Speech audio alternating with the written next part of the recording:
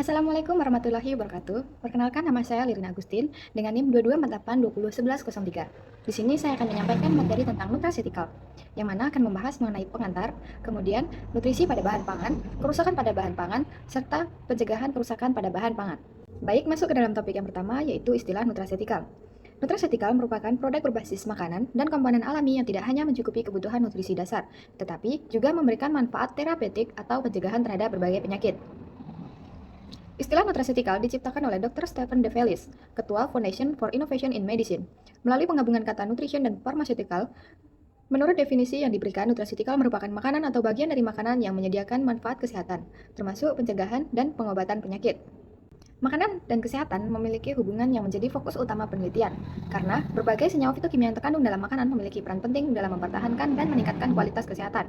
Senyawa fitokimia yang meliputi flavonoid, fenolik, karotenoid, dan alkaloid memiliki aktivitas antioksidan, antiinflamasi, dan imunomodulator yang mendorong perlindungan terhadap penyakit kronis seperti kardiovaskular, diabetes, dan kanker.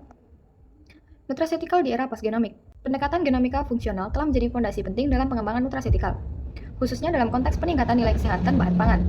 Dengan memanfaatkan teknik analisis ekspresi gen, seperti pembuatan perpustakaan cDNA, peneliti dapat mengidentifikasi gen-gen kunci yang terlibat dalam biosintesis metabolit bioaktif pada tanaman, mikroorganisme, maupun bahan pangan lainnya. Selain itu, kemajuan dalam teknologi mikroassay menyediakan alat yang sangat sensitif dan spesifik untuk mengukur aktivitas enzim yang penting dalam sintesis dan degradasi senyawa bioaktif. Interaksi reseptor ligan. Interaksi antara reseptor dan ligan merupakan mekanisme dasar dalam fisiologi sel yang menjadi fondasi pengembangan nutraceutical. Karena bioaktif yang terkandung dalam makanan dapat bertindak sebagai ligan yang secara spesifik mengikat reseptor untuk memicu atau mengatur sinyal-sinyal seluler. Selanjutnya, nutrien.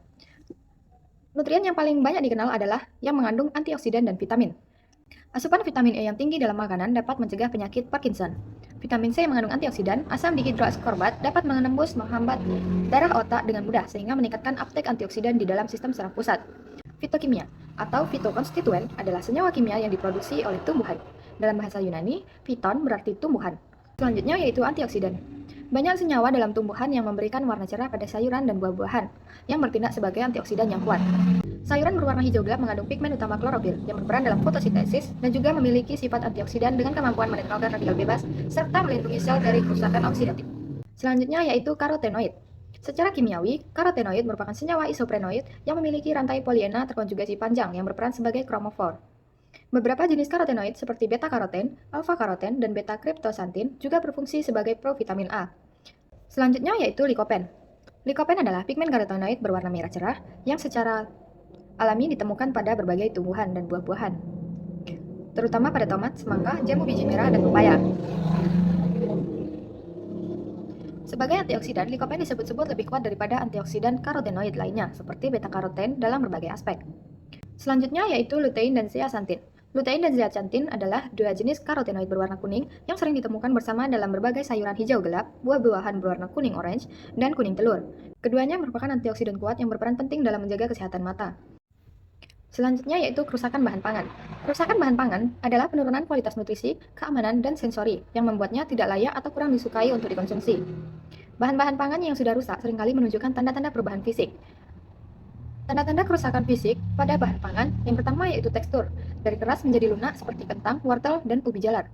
Dan kedua yaitu rasa yang menyimpang, seperti contohnya sirup yang rasanya manis menjadi asam, kemudian penampakan secara visual yang menyimpang seperti daging dan ikan yang berlendir atau adanya jamur pada permukaan roti.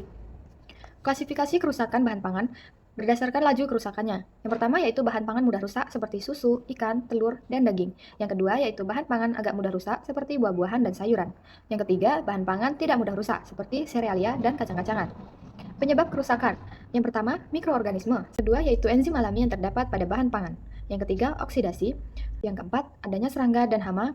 Selanjutnya yaitu kerusakan fisik. Berupa selanjutnya waktu. Seiring berjalannya waktu, kualitas bahan pangan sering mengalami penurunan. Jenis kerusakan bahan pangan, yang pertama mikrobiologis, yang kedua yaitu kerusakan mekanis, yang ketiga yaitu kerusakan fisik, selanjutnya kerusakan kimia, selanjutnya kerusakan biologis. Untuk mencegah kerusakan pada bahan pangan terdapat 5 cara. Yang pertama yaitu pengemasan, yang kedua yaitu penyusunan rapi di gudang, selanjutnya yaitu pengawetan untuk memperlambat atau menghentikan aktivitas mikroorganisme dan enzim. Pengawetan kimia menggunakan zat kimia. Pengawetan alami memanfaatkan bahan-bahan seperti gula dan garam. Pencegahan kerusakan yang keempat yaitu pengeringan. Yang terakhir yaitu penyimpanan dalam kaleng. Baik, sekian Baik, sekian penjelasan dari saya. Terima kasih. Wassalamualaikum warahmatullahi wabarakatuh.